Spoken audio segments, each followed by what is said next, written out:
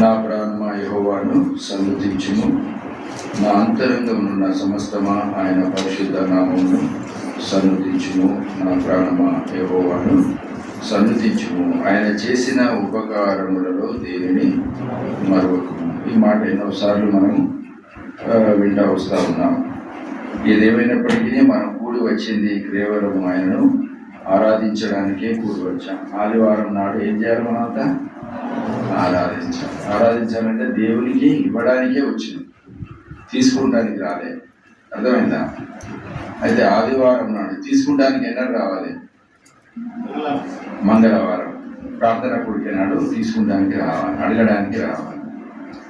తర్వాత నేర్చుకోవడానికి రావాలి. ఎప్పుడు రావాలి? బేస్తవారం నాడు రావాలి వాక్యం నేర్చుకోవడానికి. ఆదివారం నాడు ఆరాధన చేయడానికి, అంటే ప్రభువుకు మనల్ని మనము అప్పగించుకోవడానికి రావాలి. అదే మనసుతో రావాలి. ఒక ఆదివారం నాడే వచ్చినామంటే మరి అన్ని పనులు చేయలేవు. మంగళవారం చేసేది ఉన్నది, బేస్తవారం కూడా చేసే పనులు కూడా చేయాల్సిన అవసరం ఉంది. ఎందుకంటే వాక్యం నేర్చుకోవాలి, వాక్యాన్ని ధ్యానించాలి. తద్వారా మనం ఆత్మీయంగా బలపడుతూ ఉంటాం. రెండవది, ప్రార్థన చాలా ప్రాముఖ్యమైనది. ప్రార్థనలో సహవాసం దేవునితో మనకు ఉంటుంది, సంఘ సహవాసం ఉంటుంది. తర్వాత మన అక్కల కొరకు, మన బలహీనతల కొరకు ప్రార్థన చేసే అవకాశం ఉంది.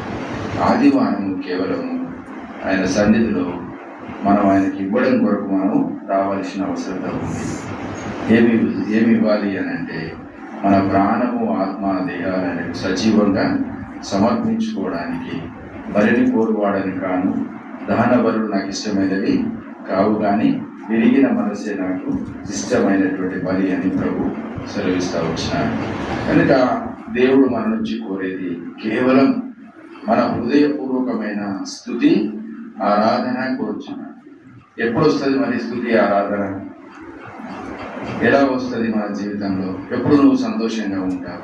నీకేదో మేలు జరిగితేనే నువ్వు నిజంగా ఆనందంతో ఉండి దేవుని సన్నిధికి ఎప్పుడు పోదామా అనేటువంటి ఆ యొక్క ఆశతో నువ్వు వస్తూ ఉంటావు. నీ కుటుంబంలో, నీ శరీరంలో, నీ యొక్క హృదయంలో ఆ ఆనందం ఉప్పొంగినప్పుడే దేవుని సన్నిధికి వచ్చి నువ్వు సంతోషంగా ఆరాధించగలవు. ఒకవేళ ఇప్పుడు నీకు బాధ ఉందనుకో, ఏదో ఒక బలహీనత, కాలు మూస్తాందో, తలకాయ మూస్తాందో, మెడలు మూస్తానో, లేకపోతే ఇంకేమన్నా అవసరతలు ఉన్నాయో, కుటుంబంలో ఏమన్నా కలవరాలు ఉన్నాయో, అప్పుడు ఏమవుతుంది? ఎలా ఉంటుంది నీ పరిస్థితి అని అంటే, జీవం కలిగిన దేవుణ్ణి కలిగిన మనం ఒకటే నేర్చుకోవాలి. ఏంటంటే ఏ పరిస్థితి ఉన్నా కూడా నేనైతే దేవుణ్ణి స్తుతిస్తాను అనే మనసు కలిగి ఉండడం నేర్చుకోవాలి. ఇది చాలా ప్రాముఖ్యమైనది.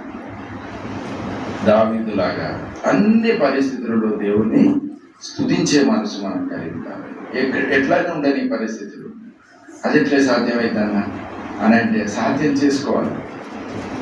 దేవుని సెలవు లేకుండా ఏది నీ జీవితంలోనికి రాదు. ఆయన అనుమతిస్తేనే వస్తుంది. ఆయన అనుమతి లేకుండా ఏది మన జీవితంలో రాదు. వచ్చిన దానితోటి మనకి ఏదో ఒక పాఠం నేర్పడానికే దేవుడు ఇష్టపడుతున్నాడు తప్ప ఏదో అనవసరంగా నేను ఇబ్బంది పెట్టాలని ఆయనకు అది కాదు. ఆయన మనం సహింపగలిగినంత కంటే ఎక్కువ శోధన మన వీధికి రాని అనేటువంటి దేవుడు. కనుక పరిస్థితులు ఎలా ఉన్నా కూడా నీవు, నేను అన్ని వేళలా, అన్ని సమయాలలో ప్రభువుని ఏం చేయాలా? స్తుతించేటువంటి మనస్సు కలిగి ఉండాలి. ప్రతిదాని కొరకు మీరు కృతజ్ఞత చెల్లించండి. ఫిలిప్పీల పత్రికలో ఒక మాట ఉంటుంది. ఏమన్నాడు చూడండి, ఫిలిప్పీ 4:4.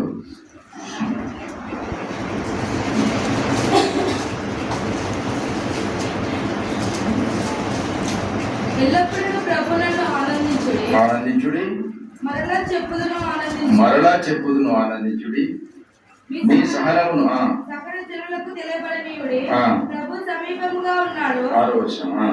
దేనిని గూర్చి చింతపడకుడి, కానీ ప్రతి విషయంలోని ప్రార్థన విజ్ఞాపనల చేత కృతజ్ఞత పూర్వకముగా మీ విన్నపములను దేవునికి తెలియజేయండి. దేని గురించి చింతపడకుడి, కానీ ప్రతి దాని విషయంలో ప్రార్థన విజ్ఞాపనల చేత కృతజ్ఞతాపూర్వకంగా మీ విన్నపాలు దేవునికి, అంటే చింత కలిగి ఉండాల్సిన అవసరం లేదు. ప్రతి దాని కొరకు కృతజ్ఞత చెల్లించి దేవుని సన్నిధిలో ప్రార్థించాలి. అనంతరం మనం మన దేవుడైన యెహోవాను బట్టి సంతోషించి మనం ఆయనకు స్తుతించి ఆరాధన చేయాల్సిన అవసరం ఉంది. అయితే దేవుడు ఎందుకు నన్ను సృష్టించిండు అనేది ఒక ప్రశ్న. దేవాన్ని నన్ను ఎందుకు సృష్టించినావు, ఇన్ని కష్టాలు ఎందుకు పెడుతున్నావు, ఈ శరీరంలో ఇన్ని బాధలు ఎందుకు ఉన్నాయి, లేకపోతే ఇన్ని పరిస్థితులు ఎందుకు ఉన్నాయి అంటే దేవుని యొక్క ఉద్దేశం ఒకే ఒకటి ఏంటంటే, ఏదైతే సాతాను ద్వారా వాడు నష్టం చేసిండు పరలోకంలో, ఎక్కడైతే ఆగిందో వాడి వల్ల కొంత ఆ యొక్క దూతలందరినీ వాడు తీసుకొని పోయి ఆరాధన పొరబడిందో దాని అంతటిని భర్తీ చేయడానికి నీవు నేను అందరం కలిసి ప్రభు సన్నిధిలో అన్ని వేళలా పరిశుద్ధులముగా నిర్దోషులముగా నిష్కలంకముగా ఆయన సన్నిధిలో నిలబడి ఆ తండ్రి అనేటువంటి దేవుడు నిరంతరం ఆయన స్తుతి చెల్లించడం కొరకు మనల్ని దేవుడు ఏర్పాటు చేస్తున్నాడు. నా మహిమ నిమిత్తం నేను మిమ్మల్ని సృజించి తెలియాలి. ఎవరి కొరకు? ఆయన కొరకు మనల్ని చేస్తున్నాడు. మరి ఇవన్నీ ఏంటి కష్టాలు అని అంటే, ఈ అన్ని పరిస్థితులలో కూడా ఆయనకి సహాయం చేసే దేవుడుగా ఉన్నాడే కానీ మనల్ని విడిచిపెట్టేవాడు కాదు. కనుక అన్ని పరిస్థితులకు చాలిన దేవుడై ఉంది, అన్నిటినీ నీకు సమకూర్చి జరిగించు దేవుడై ఉంది, అన్ని పరిస్థితులలో నీ యొక్క ఆత్మీయ స్థితిని మెరుగుపరిచి నిన్ను సిద్ధపరిచి నిన్ను అనుదినము సరిచేసి చక్కపరిచి ఆయన సన్నిధిలో ఒక దినము నిన్ను నిర్దోషిగా నిలబెట్టుకోవడానికే దేవుడు తన యొక్క అనాది కాల సంకల్పంలో నిన్ను నన్ను ఏర్పాటు చేసుకొని ఉచితమైన రక్షణ మనకు అనుగ్రహించి ఈ యొక్క సంఘంలో అంగముగా మనం చేసి జీవంగల దేవుని సేవించే ప్రజలలో మనల్ని రాజులైన యాచక సమూహంగా చేశాడు. నీకు చదువు వచ్చినా చదువు రాకపోయినా, నువ్వు ఏ పరిస్థితిలో ఉన్నా కూడా దేవుడు నిన్నేం చేసిండు? రాజులైన యాచక గుంపులోనికి మిమ్మల్ని చేర్చాడు. ఎవరిని చేర్చాడు? మరి ఎవరైతే తన ఎందరైతే అంగీకరించారో వారందరూ దేవుని కుమారులకు అధికారం ఇచ్చాడు. దీన్ని బట్టి కేవలం నమ్ముట ద్వారా, అంగీకరించడం ద్వారా, యేసు ప్రభువు నాకు కావాలి, నా హృదయంలోకి రండి, నువ్వే నా దేవుడవు, నా ప్రభువు, నా రక్షకుడవు, నువ్వు నా కొరకు ప్రాణం పెట్టి తిరిగి లేచినటువంటి దేవుడు, మరణపు మురును విరిచినటువంటి దేవుడు, సర్వశక్తి కలిగినటువంటి దేవుడు, నీవే నా దేవుడు, నీవే నా ప్రభువు, నీవే నా రక్షకుడు, నీవే నా విమోచకుడు, నీవే నా ఆరాధ్య దైవము, నీవే నా ప్రాణము, నా శ్వాస, నా ఊపిరి, నా జీవము, నా సర్వస్వము. ఎవరు? యేసయ్యే కదా అనే భావన మన హృదయంలో నిండుగా ఉండాల్సిన అవసరం. అప్పుడేమైందంటే మనం ఎంతో సంతోషంగా ప్రభువు సన్నిధిలో మనము ఆరాధించగలుగుతాం. కనుక ఇక్కడ చూసిన దాంట్లో నా ప్రాణమా యెహోవాను సన్నుతించు, ఆయన చేసిన ఉపకారములలో దేనిని ఎన్నో మేలు చేస్తా వచ్చు. ఇది ఈ అధ్యాయం అంతా చాలాసార్లు ధ్యానించిన. ఎందుకు? సంఘటనలను కుదిర్చిన దేవుడు, మన పాపాలన్నీ క్షమించిన దేవుడు, వాటికి శిక్షను మనకి ఇవ్వలేదు, మన పాపం మీద మనకు ప్రతీకారం చేయలేదు, పడమటికి ఎంత దూరం అంతగా మన పాపాలన్నీ దూరపరిచినటువంటి ఆ దేవుణ్ణి మనం ఎంతగానో ఆరాధన స్తుతి చెల్లించే బద్దులమై ఉంటున్నాం. ఇదే విషయాన్ని కీర్తన 105లో కొన్ని మాటలు మనం చూసుకొని ప్రభువును ఆరాధిస్తాము.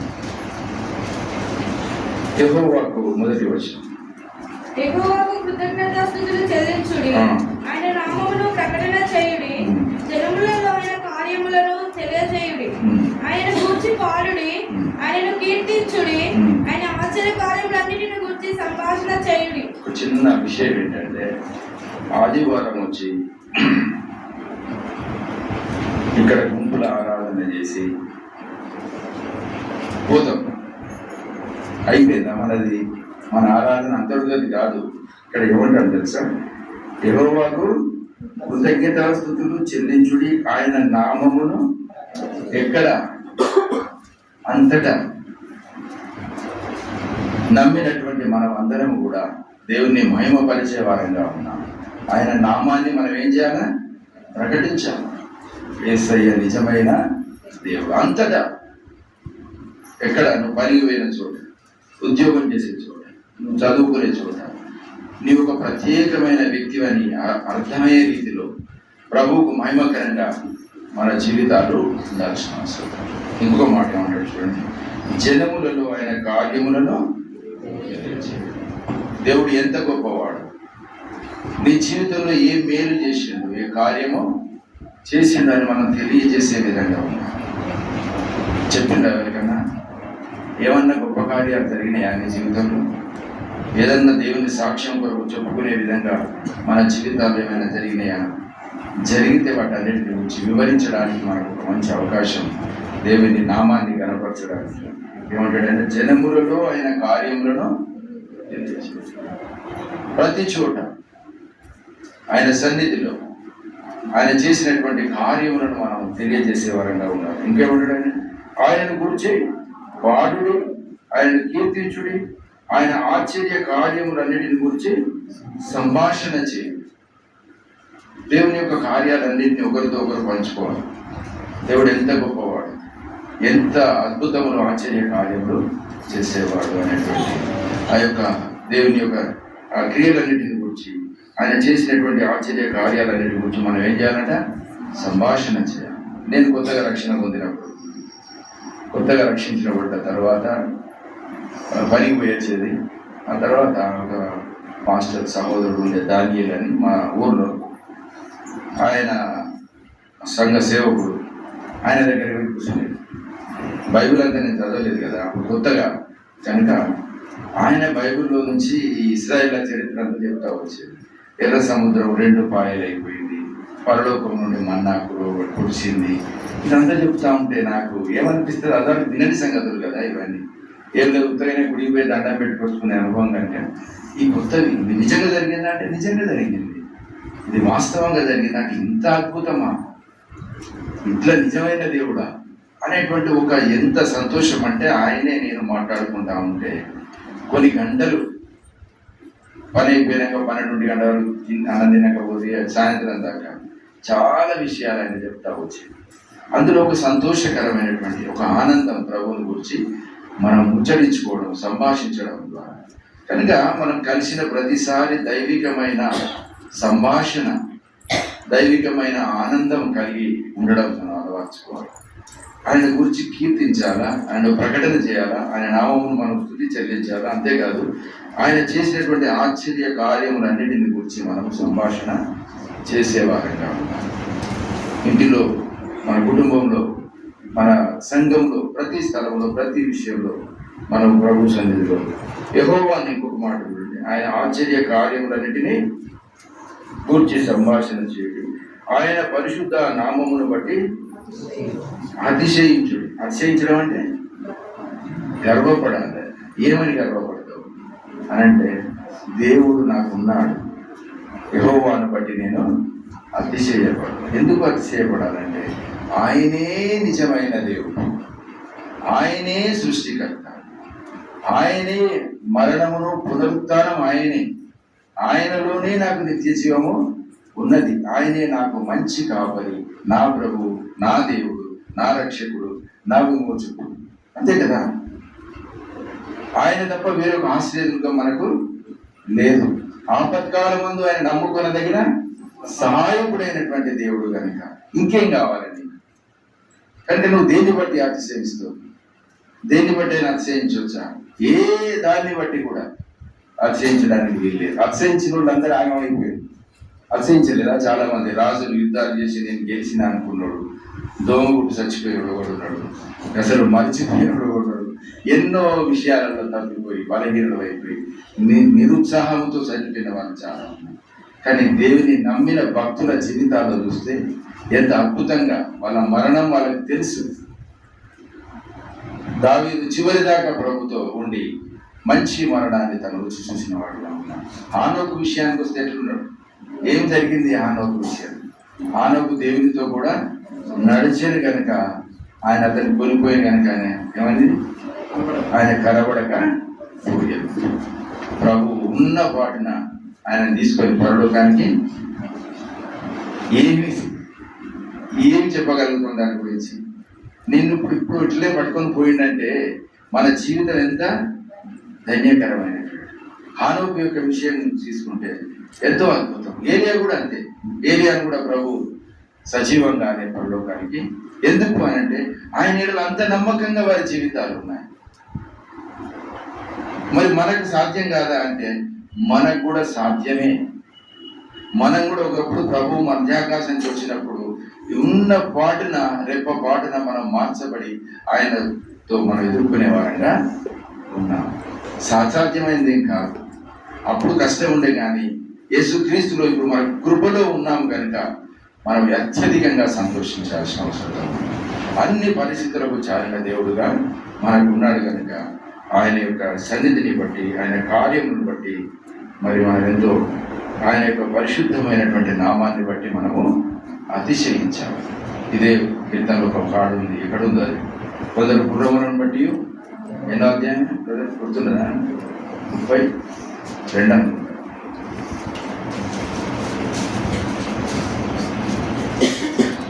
సంఘంలో అక్కడక్కడ ఈ నిఘంటువు లాంటి వాళ్ళు ఉంటారు సహోదరు, నిఘంటువు అంటారు. ఎక్కడ ఉంది అది? ఉన్నది 32:9. సరే, ఉందానే. గుర్రములను బట్టి మనమైతే మన దేవుడు అనే యెహోవాను బట్టి, అది ఎక్కడో ఉంది. సరే, మొత్తం మీద ఉన్నది.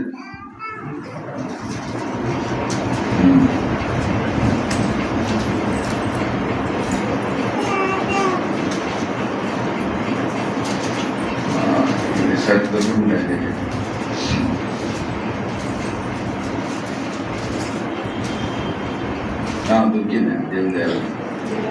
20వ అధ్యాయము 7వ వచనం. 20వ అధ్యాయము 7వ వచనం. కొందరు పైనుంచి కూడా చదవచ్చు. 5వ వచనం. యెహోవా నీ రక్షణను బట్టి మేము జయోత్సాహము చేయుచున్నాం, మా దేవుని నామమును బట్టి మా ధ్వజము ఎత్తుచున్నాం. తర్వాత నీ ప్రార్థనని యెహోవా సఫలపరచును గాక. యెహోవా తన అభిషేక్తుని రక్షించునని నాకు ఇప్పుడు తెలియదు. రక్షణార్థమైన తన రక్షణ హస్తబలము చూపును. తన పరిశుద్ధ ఆకాశంలో నుండి అతనికి ఉత్తరం. కొందరు రథములను బట్టి, కొందరు గుర్రములను బట్టి అతిశయపడదు.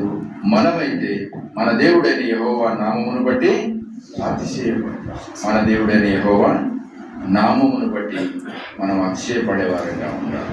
అన్ని పరిస్థితులకు ఆయన మనకు చాలిన దేవుడుగా ఉన్నాడు కనుక దేవుణ్ణి బట్టి మనము అతిశయపడేవారంగా ఉండాలి. కనుక 3వ వచనంలో ఆయన పరిశుద్ధ నామమును బట్టి అతిశయించుడి, యెహోవాను వెదుకువారు హృదయమందు సంతోషించుదురు గాక. యెహోవాను వెదుకుడి, ఆయన బలమును వెదుకుడి, ఆయన సన్నిధిని నిత్యము వెదుకుడి. ఆయన తన దాసుడైన అబ్రహాము వంశస్థులారా, ఆయన ఏర్పరచుకున్న యాకోబు సంతతి ద్వారా ఆయన చేసిన ఆశ్చర్య కార్యములను జ్ఞాపకము చేసుకునండి. ఆయన చేసిన సూచక్రియలను, ఆయన నోటి తీర్పులను జ్ఞాపకం చేసుకుని. ఆయన మన దేవుడైన యెహోవా, ఆయన తీర్పులు భూమి అందంతటా జరిగించి ఉన్నవి. తర్వాత 29వ వచనం, 29, 26, 27. ఆయన తన సేవకుడైన మోషేను తాను ఏర్పరచుకున్న అహరోనును పంపెను. వారు ఐగుప్తీయుల మధ్యను ఆయన సూచక్రియలను, ఆము దేశంలో మహత్కార్యములను జరిగించారు. ఎన్నో అద్భుతములు, ఆశ్చర్య కార్యములు చూపించి తన ప్రజలైనటువంటి ఇశ్రాయేలును ఐగుప్తు దాసత్వం నుండి మరి ఆయన బయటికి తీసుకొచ్చిన వాడుగా ఎన్నో అద్భుతాలు. అది దీనంతటిని చూస్తే చాలా అద్భుతాలు ప్రభు చేసి తన ప్రజల పట్ల ఎంతో కృపను చూపి వారిని బయటికి తీసుకుని వచ్చిన వాడుగా ఉంటాడు. ఆయన అంధకారమును పంపి చీకటిని కమ్మజేశాను. వారు ఆయన మాటను ఎదిరింపలేదు. ఆయన వారి జలమును రక్తముగా మార్చెను, వారి చేపలను చంపెను, వారి దేశంలో కప్పలను నిండెను, అవి రాజుల గదులలోనికి వచ్చెను. తర్వాత 36వ వచనంలో వారి దేశమందరి సమస్త జ్యేష్ఠులను వారి ప్రథమ సంతానమును ఆయన హతము చేశాను. అక్కడి నుండి తన ప్రజలను వెండి బంగారములతో ఆయన రప్పించెను. 39వ వచనం. వారికి చాటుగా నుండుటకై ఆయన మేఘమును కల్పించెను, రాత్రి వెలిగించుటకై అగ్నిని కలుగజేశాను. వారు మనవి చేయగా ఆయన పూరీలను రప్పించెను. ఆకాశములో నుండి ఆహారం ఇచ్చి వారిని తృప్తిపరచెను. బండను చీల్చగా నీళ్లు ఉబికి వచ్చెను, ఎడారులలో అవి ఏరులై పారెను. ఏదైనగా ఆయన తన పరిశుద్ధ వాగ్దానమును తన సేవకుడైన అబ్రహామును జ్ఞాపకం చేసుకొని ఆయన తన ప్రజలను సంతోషంతోనూ తాను ఏర్పరచుకున్న వారిని ఉత్సాహ ధ్వనితోనూ వెలుపలికి రప్పించాను. ఇవి అన్ని కార్యములు దేవుడు వారి పట్ల చేసి ఎన్నో అద్భుతాలు, ఎన్నో ఆశ్చర్య కార్యాలు చేసిన వాడు. పగటి వేళ మేఘ స్తంభంలోను, రాత్రి వేళ అగ్ని స్తంభంలోను, ఆ తరువాత పరలోక సంబంధమైనటువంటి ఆహారమును మన్నాను వారికి ఇచ్చి 40 సంవత్సరాలు ప్రభు పోషించిన వాడుగా ఉన్నాడు. కాబట్టి ఇవన్నిటిని బట్టి మనకు అర్థం చేసుకోవాల్సింది ఏంటంటే మన దేవుడు సజీవుడైనటువంటి దేవుడు, అన్ని పరిస్థితులలో చాలినటువంటి దేవుడు, ప్రతి పరిస్థితిలో మనల్ని ఆదరించేవాడు, తన ఇరుకులో విశాలత కలిగజేసేటువంటి దేవుడు, తన ప్రజల ఎడల ఆయన కృప ఎంతో ఉన్నతముగా కనబరిచినటువంటి దేవుడు. అంతేకాదు ఆయన ఆకాశం నుండి ఆహారం ఇచ్చి వారిని తృప్తిపరచెను, బండను చీల్చగా నీళ్లు ఉబికి వచ్చాను. అంటే ఎన్ని అద్భుతాలు వాళ్ళ కన్నుల ఎదుట చేస్తూ వచ్చినాడు. ఎన్నో వాగ్దానం, అబ్రహాముకి ఇచ్చిన వాగ్దానంను బట్టి ఆ ప్రజల ఎడల తన కృపను విస్తరింపజేస్తూ ఎన్నిసార్లు వారు విసిగించినప్పటికీ వారి ఎడల ఆయన కరుణ చూపిస్తూ తిరిగి వారిని సరిచేస్తూ ఆయన తన కృప చేత వారిని ఆదరిస్తూ కనాను దాకా నడిపిస్తూ వస్తూ ఉన్నాడు. కనుక పరలోక సంబంధమైనటువంటి 40 సంవత్సరాలు వారిని పోషించిన వాడిగా ఉన్నాడు. కనుక మన జీవితాల్లో వచ్చేటువంటి చిన్న చిన్న వాటికే మనం కలవరపడిపోతాం. దేవుడు అన్ని పరిస్థితుల్లో కూడా చాలినటువంటి దేవుడు. ఒక సేవకుడు ఉన్నాడు, నిజం చెప్పొచ్చు మీకు. ఆయన సేవ చేస్తూ ఉన్నాడు డ్రై ప్రాంతంలో. ఇప్పుడైతే వచ్చే సేవకులు ఏంటంటే అన్ని మంచి సమృద్ధిగా ఉన్న కాడికే వస్తూ ఉన్నారు, కానీ ఆరంభంలో డ్రై ప్రాంతంలో సేవ చేసేవారు. ఆయన సేవ చేసే క్రమం లోపల కొత్తగా సంఘాన్ని స్థాపించినప్పుడు దశమ భాగాలు ఏమొస్తాయి, మామూలు ఖర్చులు కూడా వెళ్ళే పరిస్థితి కాదు. పిల్లలు చదువుకుంటా ఉన్నారు. ఒకరోజు ఏమైంది, వారి ఇంట్లో తినడానికి తిండి లేదు. మధ్యాహ్నం పిల్లలు స్కూల్ నుంచి రాగానే వాళ్ళకి భోజనం పెట్టడానికి ఏది కూడా లేనటువంటి క్రమంలో భార్యాభర్తలు ఇద్దరు ప్రార్థన చేసుకుంటా ఉన్నారు. ప్రభా ఏం చేయాలా, ఎవరిని అడగాలా, ఎక్కడికి వెళ్ళాలా అని చెప్పనేసి వాళ్ళు ఇద్దరు ప్రార్థన చేసుకుంటా ఉంటే మధ్యాహ్నం సమయం దగ్గరకు వస్తూ ఉంది. పిల్లలు వచ్చే సమయం కూడా దగ్గరకు వచ్చిన వాళ్ళు పెట్టడానికి ఆహారము లేని క్రమంలో ఆ సహోదరి ప్రార్థన చేస్తూ దేవుని సన్నిధిలో కన్నీటితో ఆ సందర్భంలో ఒక ఎస్ఐ గారు ట్రాన్స్ఫర్ అయిపోతున్నాడు వేరే ప్రాంతాన్ని. పోయేటప్పుడు ఏం చేసిందంటే ఈ లగేజ్ అంతా పట్టుకొని అక్కడ దాకా ఎవరు పోతారని చెప్పనేసి బియ్యము, పప్పులు ఇవన్నీ కూడా మూటగట్టి ఓ రిక్షాలు వేసుకొని ఈ బ్రదర్ ఇంటికి వస్తూ ఉంటారు. ముందుగా బండి మీద ఎస్ఐ గారు వచ్చి లోపలికి రండి అన్న కూర్చొని ప్రెజరాడు చెప్పి మంచిగా ఇచ్చి ఛాయ్ పెడదామంటే కూడా ఛాయ్ కూడా లేదు కనుక మాటలతోటి. ఈలోపు సమయం దగ్గరకు వస్తూ ఉంది. పిల్లలు వెంటనే వాళ్ళు వచ్చి కొంచెం కూర్చొని మాట్లాడగానే వెనక రిక్షా ముందు తీసుకొని దాని నిండా బియ్యము అంటే ఏదో తనకు మిగిలిన సామాన్ అంతా కూడా లోపల తీసుకొని వచ్చి ఏమనిపిస్తుంది వాళ్ళకి అప్పుడు, ఎంత సంతోషం. అంటే ఆ సందర్భంలో ఆ పరిస్థితిలో దేవుడు ఎంత అద్భుతంగా వాళ్ళ యొక్క ఆకలిని తీర్చేటువంటి దేవుడు. ఎప్పుడు కూడా ఆయన పిల్లలు ఆకలి సింహం పిల్లలు లేమి గలవై ఆకలి కొను కానీ యెహోవాను ఆశ్రయించు వారికి ఏ మేలు. కనుక ప్రభు మీద ఆధారపడుతూ సేవ చేసింది కనుక ప్రతి సమయానికి ఆయనకు ప్రభు సహాయం చేస్తూ వచ్చినాడు. కనుక నమ్మకంగా ప్రభు కొరకుంటే దేవుడు ఎన్నైనా అద్భుతాలు మన జీవితంలో చేసేటువంటి. కనుక మనకు ఒక ఆస్తి, మనకు ఒక స్వాస్థ్యం ఏంటిది అని అంటే మన దేవుడైన యేసు ప్రభు. జీవం కలిగినటువంటి దేవుణ్ణి కలిగి ఉంటే గొప్ప భాగ్యం. ధనం కలిగిపోతుంది కావచ్చు, ఆరోగ్యం క్షీణించిపోవచ్చు, ఏది ఏమైనా కానీ కాక కానీ మనకు ఒక నిరీక్షణ, మనకు ఒక ధైర్యం ఏంటంటే మన దేవుడైన యెహోవాను బట్టి మనము సంతోషించాలి. ఆయన పరిశుద్ధ నామమును బట్టి మనం ఏం చేయాలంట, అతిశయపడాలి. ప్రభు నామాన్ని బట్టి మనము అతిశయపడాలి. కనుక ఈ విషయాలు మనం గుర్తు చేసుకొని ప్రభువును ఆరాధిస్తాం. 103వ కీర్తనలో 2 మాటలు చూసుకొని ప్రభువును ఆరాధిస్తాం. కీర్తన గ్రంథం 103 2వ వచనాన్ని, నా ప్రాణమా యెహోవాను సన్నుతించుము, ఆయన చేసిన ఉపకారములలో దేనిని మరవకము, ఆయన నీ దోషములన్నిటినీ క్షమించువాడు, నీ సంకటములన్నిటినీ కుదుర్చువాడు. సమాధిలో నుండి నీ ప్రాణమును విమోచించుచున్నాడు. కరుణా కటాక్షములు నీకు కిరీటముగా ఉంచుచున్నాడు. పక్షిరాజు యవనం వలె నీ యవనము క్రొత్తదగుచుండునట్లు మేలుతో నీ హృదయమును తృప్తిపరచుచున్నాడు. ఇక్కడ ఏంటంటే పక్షిరాజు యవనం వలె నీ యవనము క్రొత్తదగుచుండునట్లు మేలుతో నీ హృదయమును తృప్తిపరచుచున్నాడు. ఈ వాక్యాన్ని బాగా ధ్యానం చేసినప్పుడు మన యొక్క విశ్వాసము దినదినము నూతన పరచబడాలి. ఎట్లా ఉండాలి? నూతన పరచబడుతూ అధికంగా సంతోషించే వారంగా ఉండాలి. అయితే దేవుడు ఏం చేస్తాడు తెలుసా? మన యొక్క ఆత్మీయ జీవితాన్ని, మన విశ్వాసాన్ని దినదినము నూతన పరచడానికి, మనం ఆయనలో బలంగా స్థిరంగా ఉండడానికి మేలుతో మనల్ని తృప్తిపరచుచున్నాడు. అర్థమైందా? మేలుతో మనలను తృప్తిపరిచే దేవుడుగా. నేను నా యొక్క అనుభవం మామూలుగా ఏంటంటే మరి దేవుని మీద ఆధారపడకుంటే ఏ విషయాలు మనకు అర్థం కావు, ఆధారపడితేనే అర్థమైంది. నేను ఒకసారి ఏం చేసిన, చాలా కఠినమైన పరిస్థితి ఉంది, మాట పోయే పరిస్థితి ఉంది. ఏం చేయాలి ప్రభా? ఈ యొక్క అమౌంట్ రాకపోతే వారితో మాట పోయే ఉంది అని చెప్పి ఏమీ ఆలోచించకుండా ప్రభుకి అప్పగించుకొని, ప్రభు అనే చిత్తము ఇక్కడ తన భక్తుల ప్రవర్తన ఆయన కాపాడును అన్నది. కనుక కొన్నిసార్లు మాట పోకుండా దేవుడు ఆయన కాచే దేవుడు. నేను ఇలా ప్రార్థన చేసిన తెల్లవారి వరకు అద్భుతంగా దేవుడు ఆ యొక్క ఆ పరిస్థితి దానికి తగినంత సిద్ధపరిచి దేవుడు ఏర్పాటు. ఇలాంటి పరిస్థితులు చాలా ఎన్నో పరిస్థితులు నేను చూస్తా వచ్చాను. దేని కొరకంటే అలా పరిస్థితులు నాకు దేవుడు చేసిన మేలును బట్టి నా హృదయం ఇంకా అధికంగా దేవుడిలో సంతోషించింది. నా విశ్వాసం ఇంకా బలపడుతూ రావడం. ఎలా బలపడుతూ వచ్చిందంటే ఈ దినము ఏ పరిస్థితి అయినా కూడా భయపడాల్సిన పని లేని స్థితిలోనికి వచ్చేసింది. అంతే కదా?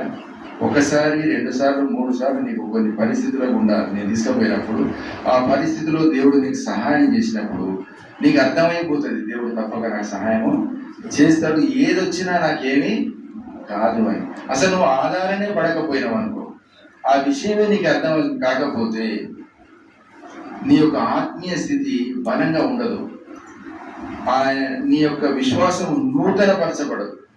అందుకని ఇక్కడ ఏమంటే ఇక్కడ పక్షిరాజు యవనం వలె నీ యవనం క్రొత్తదగుచుండునట్లు మేలుతో నీ హృదయమును మేలు చేసిన కొద్ది, అంటే ఆయన ద్వారా మనం మేలు అనుభవించిన తర్వాత మన విశ్వాసం ఇంకా అధికంగా ప్రభువులో సంతోషించేవారుగా ఉంటాం. అర్థమైందా? ఇది నాకు చెప్పొచ్చిందా ఈ విషయం?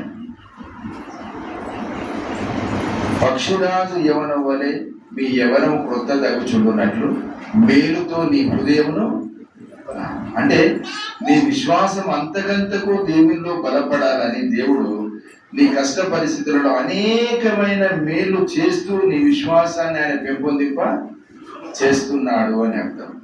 ఎందుకు అని అంటే ఒక దినం ఏదైనా ఇబ్బంది ఎదురైతే మనము చింతించే పని ఉండదు, అధైర్యపడే పని ఉండదు, కలవరపడే పని ఉండకుండా మనల్ని దినదినం ఆయన నూతన పరిచే దేవుడుగా ఉన్నాడు.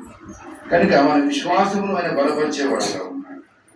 ఆ తర్వాత 8వ వచనం, యెహోవా దయాదాక్షిణ్య పూర్ణుడు, దీర్ఘశాంతుడు, కృపా సమృద్ధి కలిగిన వాడు. ఆయన ఎల్లప్పుడూ వ్యాజ్యమాడువాడు కాడు, ఆయన నిత్యము కోపించువాడు కాడు. మన పాపమును బట్టి ఆయన మనకు ప్రతీకారము చేయలేదు, మన దోషమును బట్టి మనకు ప్రతిఫలం ఇవ్వలేదు.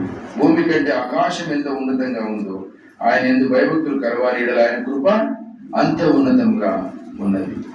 పడమటికి తూర్పు ఎంత దూరమో ఆయన మన అతిక్రమములు అంతగా దూరపరిచి ఉన్నాడు. తండ్రి తన కుమారుడు ఎడల జాలి పడినట్లు యెహోవా తన యందు భయభక్తులు కలవారి ఎడల జాలి పడును. అట్లా తండ్రి వలె తల్లి వలె మనల్ని దేవుడు ఆదరించినటువంటి దేవుడు. అంతేకాదు ఆయన పడమటికి తూర్పు ఎంత దూరమో మన అతిక్రములన్నీ కూడా అంతగా దూరపరిచిన వాడిగా. హెబ్రీయులకు రాసిన పత్రిక 10వ అధ్యాయం 17వ వచనం. హెబ్రీ 10:17. వారి పాపములను ఆ, వారి అక్రమములను